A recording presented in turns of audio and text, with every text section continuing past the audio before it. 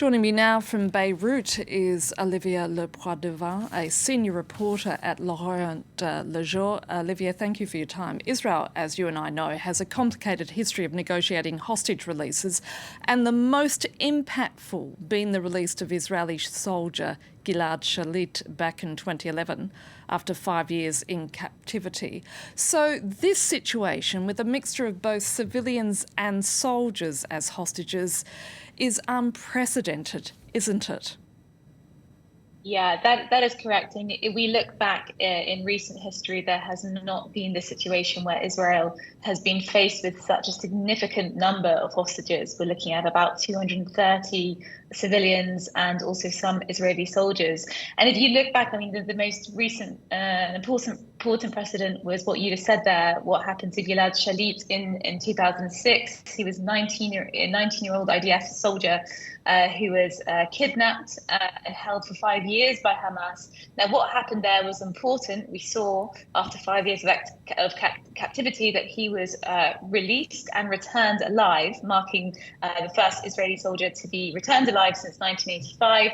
And he really became a symbol for the Israeli people in terms of the sense of bringing home any soldier and any civilian at any price. And that sentiment is really important until this day. And importantly, with that situation, what we saw in 2006 was the largest prisoner exchange in Israel's history, with over 1,000 Palestinian prisoners being freed. So essentially, a high price for a single soldier. And importantly, again, just to add into the context why this is all playing into the mindsets of the Israeli government and also the Israeli population, is because among one of those people who were released on the Palestinian side was now Hamas leader Yahya Sinwar. So again, this goes back to the complication. It's not a straightforward negotiation. There are many people involved, and of course, the stakes are a lot higher than they were in 2006. And of course, it's very difficult for people outside of Israel to understand the mood of Israeli society and how much that drives both the military and political leadership in dealing with this hostage situation. Yeah, correct. Of course, public opinion is critical. And what we've really seen in recent weeks is sustained pressure on Netanyahu from both the families of hostages, but also the wider public. And we've seen criticisms like people saying that the hostages have become a pawn of war. Some families have accused Netanyahu and his government of prioritizing the destruction of Hamas over the release of hostages. And, you know, we've seen for weeks the pressure continue. Last night, for example, I saw footage coming from Tel Aviv of families of children, some of the 20 children being held hostage by Hamas, holding a rally outside the United Nations, calling for their immediate release. And of course, this is something that has played into Netanyahu's thinking, seemingly, because for the last 10 days, Netanyahu had been adamant that it was the military campaign which was going to secure the release of Israeli hostages. But now it seems the dial has shifted somewhat, both inside the war cabinet and more broadly. Now, coming back to where you're located in Beirut, Olivia, I mean, how will the outcome of these negotiations impact those tensions? I mean, more than tensions. I mean, we've seen actual conflict between Hezbollah and Israel on its northern border.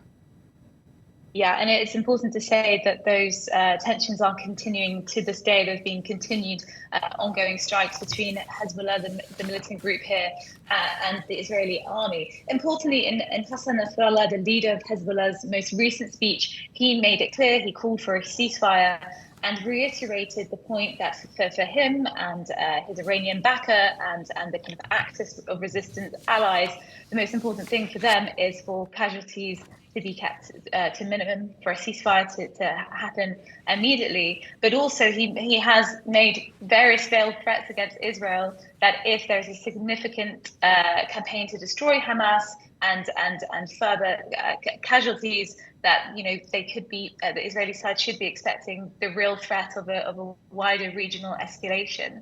So ultimately, I think what we can predict here is that the release of hostages in exchange for Palestinian prisoners would be welcomed. But it's just really important to say this is still only but one part of what is a wider existential issue in the region when it comes to the Israeli-Palestinian conflict. So I imagine still we have to watch with caution, and the issues between southern Lebanon and northern Israel won't probably change significantly following this deal, especially given that it is, by the looks of it, from what we're hearing, is going to be a short-term deal, potentially just 5 days.